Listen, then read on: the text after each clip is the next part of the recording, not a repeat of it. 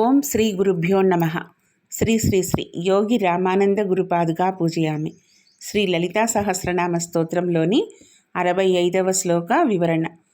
భానుమండల మధ్యస్థ భైరవీ భగమాలిని పద్మాసనా భగవతి పద్మనాభ సహోదరి. భానుమండల మధ్యస్థ వెలుగును అనుసరించి ఏర్పడే మండలానికి మధ్యన ఉండునది అని అర్థం. అమ్మవారు వెలుగుకు కేంద్రమని, వెలుగుకు ఉత్పత్తి స్థానమని అర్థాలు వస్తాయి. ఈ అర్థాన్ని బట్టి ఎప్పుడైనా ఎక్కడైనా ఎవరికి సంబంధించింది అయినా వెలుగు లేదా తేజస్సు ఉంటే ఆ వెలుగుకు తేజస్సుకు ఉత్పత్తి కారణం అమ్మవారు అని గ్రహించాలి.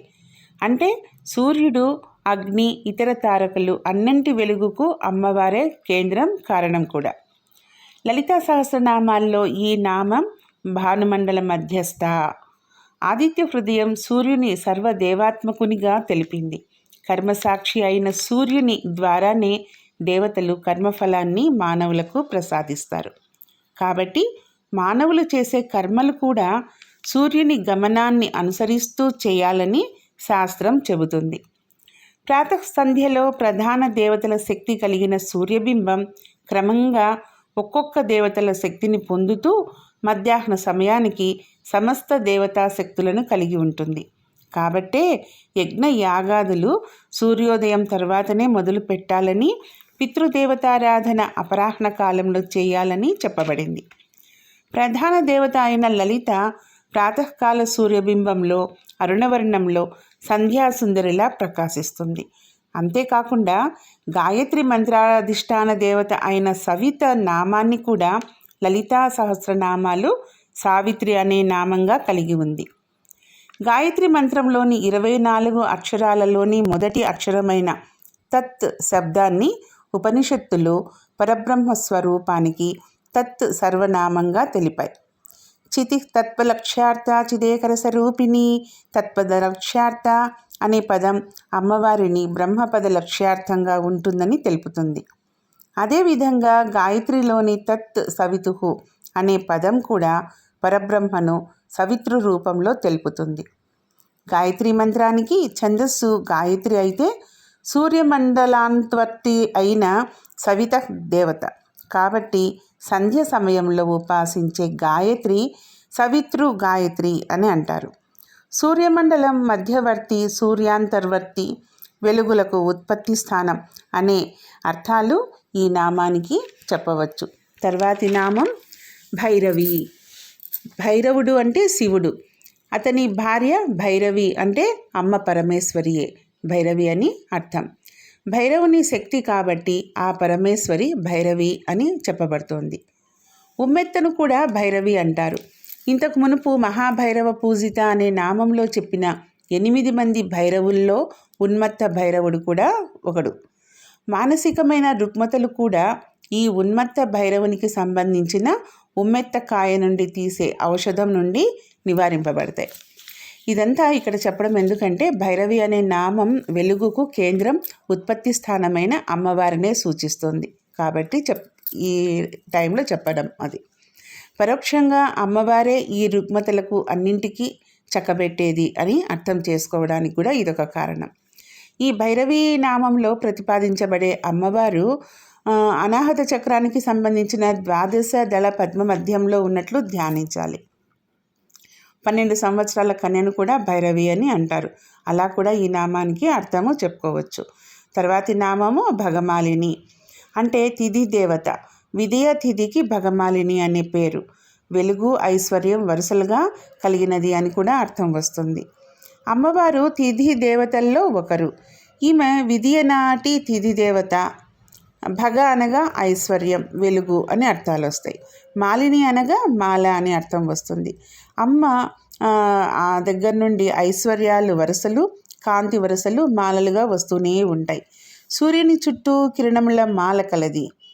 అదితి కశ్యపుని యొక్క 12 మంది పుత్రులను ద్వాదశాదిత్యులు అని అంటారు. సంవత్సరంలోని 12 నెలల కాలంలో సూర్యుడు ఉండే స్థితులను బట్టి ద్వాదశాదిత్యుల పేర్లతో వర్ణించారు. ఒక్కొక్క నెలలో సూర్యుడు ఆయా ఆదిత్యుని నామంతో ఆరాధించబడతాడు. వీరు ధాత, ఆర్యుడు, మిత్రుడు, వరుణుడు, ఇంద్రుడు, వివస్వంతుడు, అంశుమతుడు, త్వష్ట, విష్ణువు, భగుడు, పూషుడు, క్రతువు. ఈ 12 మంది విష్ణువు యొక్క సూర్యరూప విభూతులు. ఈ 12 నామాలు ఒకే మాలగా ఉంటూ అందులో ఒకరిని ప్రధానంగా పెట్టుకొని వారిని అనుసరించాలి. భగుడితో ప్రారంభమైన వరుస కాబట్టి భగమాలిని అని అంటారు. ఈ భగమాలిని అనే నామానికి తర్వాత మనం చెప్పబోయే నామమైన భగవతి అనే నామానికి గల తేడాను భగవతి నామంలో వివరంగా ఇంకా కొంచెము దాని యొక్క తేడాను చెప్పుకుందాం. ఇప్పుడు వచ్చే నామము పద్మాసన.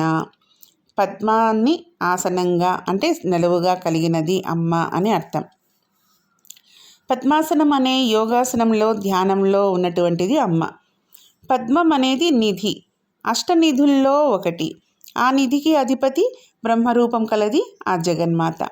ఆ దేవి మూలాధారం నుండి సహస్రదళ పద్మం దాకా అన్ని పద్మాలను ఆసనంగా కలిగినది. సూర్యరశ్మికి పద్మం వ్యాకోచిస్తుంది.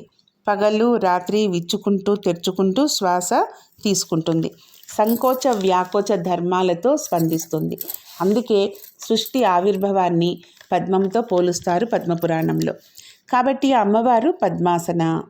అమ్మవారు కాంచీపురంలో 2 పాదాలు చూపిస్తూ పద్మాసనం వేసుకుని కూర్చుని ఉంటుంది. కామాక్షీదేవి పద్మాసనము అందరిలాంటిది కాదనమాట.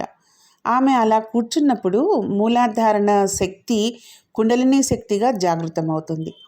అలా జాగృతమైన కుండలిని కలిక అంటారు. కామాక్షి అమ్మ లాంటి పద్మాసనం వేయాలంటే చాలా కష్టం. గురుశిక్షణ లేనిదే ఆ ఆసనం వేయలేం. అమ్మనే యోగిని కనుక ఆమె వేయగలదు. పద్మాసనయగు శ్రీమాతను ఆరాధించిన దుఃఖములు తొలగి భాగ్యములు కలుగుతాయి. పద్మము ఆసనంగా గల శ్రీమాత సర్వశుభకరి. తర్వాతి నామం భగవతి. భక్త శబ్ద స్వరూపిణి. భగవతి అన్న భగమాలిని అన్న అర్థం దాదాపు ఒకటే. అయినా ఈ నామాలను జపించి ధ్యానం చేయడంలో చిన్న తేడా ఉంది. మనం అమ్మవారిలో ఉన్నట్లు ధ్యానం చేస్తే భగవతి అవుతుంది. అదే అమ్మవారు మనలో ఉన్నట్లు ధ్యానం చేస్తే భగమాలిని అవుతుంది.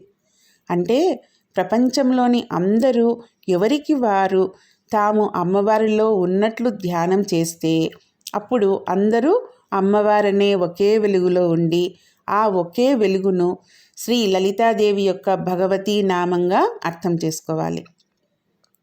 అలా పైన చెప్పినట్లు కాక ప్రపంచంలో అందరూ ఎవరికి వారు వారి హృదయాలలో అమ్మవారు ఉన్నట్లు ధ్యానం చేస్తే అప్పుడు ఒక్కొక్కరి హృదయంలోనూ ఒక్కొక్క అమ్మవారు చొప్పున వరుసగా అందరి హృదయాల్లో వేరువేరు అమ్మవార్లు వెలుగుతూ ఉంటారు.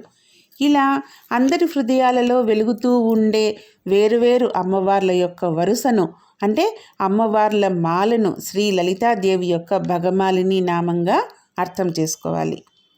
మానవులందరిలోనూ ఒక శక్తి దాగి ఉంది. సందర్భాన్ని బట్టి ఒక్కోసారి ఆ శక్తి బయటపడుతుంది. అప్పుడు ప్రతి ఒక్కరికి అనిపిస్తుంది ఇంత శక్తి ఉందా అని. సృష్టిలో ఐశ్వర్యం, వీర్యం, సూర్యుడు, కామం, కీర్తి, మహాత్మము ఈ 6 కలిసినది భగవతి. కలిగిన అనేక శక్తులను ఒక రాశిగా ఊహిస్తే దానికి భగవంతుడు అని చెప్పారు. జగత్తు అంతటికీ ఆ శక్తులను ప్రసాదించు కార్యనిర్వహణ చేసే పరాశక్తి ఈ దివ్యరాశి సమ్మేళనం ప్రత్యక్షంగా బాహ్య నేత్రాలకు కనిపించేది. అంతరంగంలో ఉన్న నేత్రానికి, ప్రకృతికి, శరీరానికి మార్గదర్శకంగా నడిపించేది మండలం యొక్క వెలుగుల రాశి భగవతి. మనం ఆకలింపు చేసుకునే జ్ఞానజ్యోతి భగవతి. దానిని వినియోగంలో పెట్టి ప్రకటించే జ్యోతుల సమూహం భగమాలిని. తర్వాతి నామం పద్మనాభ సహోదరి. పద్మమును నాభియందు కలవాడు విష్ణువు, అతని సహోదరి అని అర్థం. పూర్వకాలంలో కాంతి క్షేత్రంలో సర్వలోక పితామహుడైన బ్రహ్మ శ్రీదేవి కోసం భయంకరమైన తపస్సు చేశాడట. అప్పుడు దేవి తన సోదరుడైన విష్ణువుతో కలిసి ప్రత్యక్షమైంది.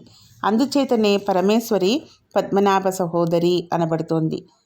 నారములు అంటే నీరు అని అర్థం.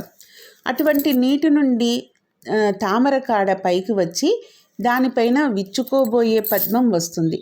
ఆ తామర పువ్వు విచ్చుకోక పూర్వము చోటుకి చీకటి రాత్రి అవుతూ, తామర పువ్వు విచ్చుకుంటే చోటుకి వెలుగు తెల్లారడం అవుతూ ఉంటుంది. అంటే చోటుకు తెల్లారక పూర్వం నారాయణుడు అంటే నలుపు, తెల్లారిన తర్వాత అమ్మవారు అంటే తెలుపు ఉంటారు అని అర్థం అన్నమాట. తెల్లారిన తర్వాత వచ్చే అమ్మవారు తెల్లారక పూర్వం ఉండే నారాయణుడికి సోదరవుతుంది. పూర్వము దేవతలు చేసిన ఒక యజ్ఞ హోమగుండంలో ఉద్భవించిన అండంలో సగభాగం నుండి అమ్మవారు, సగభాగం నుండి పద్మనాభుడు ఆవిర్భవించడం జరిగింది. అందుకే ఆ ఇద్దరు సోదరీ సోదరులు. వీళ్ళే వరుసగా యశోదకు, దేవికి జన్మిస్తారు. మాయా ప్రపంచం వైపు జగత్తును నడిపించేవాడు పద్మనాభుడు అంటే నాభి నుండి పద్మమును ఉత్పత్తి చేసినవాడు. సాధకుడు తెల్లవారుతూనే చీకటిని, అంధకారాన్ని తొలగించి వెలుగును ఆధారంగా చేసుకుంటూ మమకారపు మాయను ఇవ్వకుండా రెండు తత్వాలను ఆరాధన చేస్తూ ప్రాపంచిక జీవనాన్ని ఆధ్యాత్మిక సాధన చేయడానికి అయ్యాడు కూడా. పగలు రాత్రి అనే కాలగమనానికి పద్మనాభుడు, ఈశ్వరి అనే చిహ్నాలుగా తెలుసుకొని ధర్మాలను పాటించగలిగే ఉత్తేజాన్ని కూడా పొందుతాడు. కాలగమనం జ్ఞానాన్ని తెలుసుకొని తదనుగుణంగా జీవన విధానాన్ని ప్రారంభిస్తాడు. విద్యుత్ ప్రసరణ పెరగాలంటే ధనాత్మక శక్తి, రుణాత్మక అనగా పాజిటివ్, నెగిటివ్ అంశాలు ఒకదాని వెంట ఒకటి ఉంటాయి. అలాగే నిర్వహణలో కూడా నారాయణుడు, నారాయణి ప్రధాన పాత్ర పోషిస్తూ సృష్టిని రక్షిస్తూ పాలిస్తూ ఉంటారు. సహజంగా ఆడబిడ్డలకు పుట్టినిల్లు అన్న, అన్నదమ్ములన్నా ఎంతో మమకారం. ఎప్పుడు వారి క్షేమాన్ని కోరుకునేది తోబుట్టువు. ఎంత కలవారి ఇంటి కోడలైనా కూడా, అన్నదమ్ములు ఎంత పేదవారైనా పుట్టినిల్లు అంటేనే ఎక్కువ ఆపేక్ష ఉంటుంది. ఖరీదైనది కాకపోయినా ఉన్నంతలో ఆడబిడ్డకు చీర, పసుపు, కుంకుమ ఇస్తే అన్నదమ్ములకు కలిసి వస్తుంది. అలాగే నీకు మేము జీవితాంతం తోడుగా ఉంటాము అన్న భరోసా వస్తుంది ఆడపిల్లలకు, అన్నదమ్ముల ధైర్యం. సృష్టి నిర్వహణలో కూడా తోబుట్టువికి తోడుగా ఉండి సహకరించే సోదరుడే నారాయణుడు. ఈ నామం ఆ తల్లికి తన సోదరుడిని తలపించేది కనుక ఆ తల్లికి పద్మనాభ సహోదరి అనే నామం చాలా ఇష్టమైన నామం. ఓం శ్రీ మాత్రే నమః. ఓం శ్రీ గురుభ్యో నమః.